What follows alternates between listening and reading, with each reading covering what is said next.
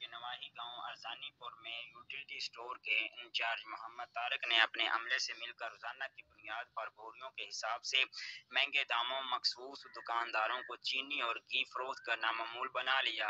جس کی کافی دنوں سے عوامی شکایت پر عوامی پریس کلب کی ٹیم نے انتھک محنت کوشش کر کے تمام ثبوتوں سمیت بلیک میں فروخت کیے گئے گھی چینی کو خفیہ جگہ سے ڈھونڈ کر اس کی فوٹیج بھی بنا لی۔ ماہ مقدس میں حکومت کی جانب سے عوام کو سبسڈی دیتے ہوئے ارزاں نرخوں پر مہیا کرنے کی بجائے یوٹیلیٹی اسٹور پر چینی اور گھی غریبوں کی پہنچ سے دور کر دیا اور اپنی ہی من مرضی کرتے ہوئے یوٹیلیٹی اسٹور کو روزانہ ٹائم سے 1 گھنٹہ پہلے ہی بند کر کے اپنی غیر قانونی کارروائیوں اور کرپشن میں مصروف ہونا معمول بنا لیا اور لوٹ مار اور اندھیر نگری پر ارزانی پور اور گدنوا کے عوام نے اسسٹنٹ کمشنر چونیا رضوان الحق اور ڈپٹی کمشنر قصور محترمہ آسیہ گل سے اس یوٹیلیٹی اسٹور کے ملازم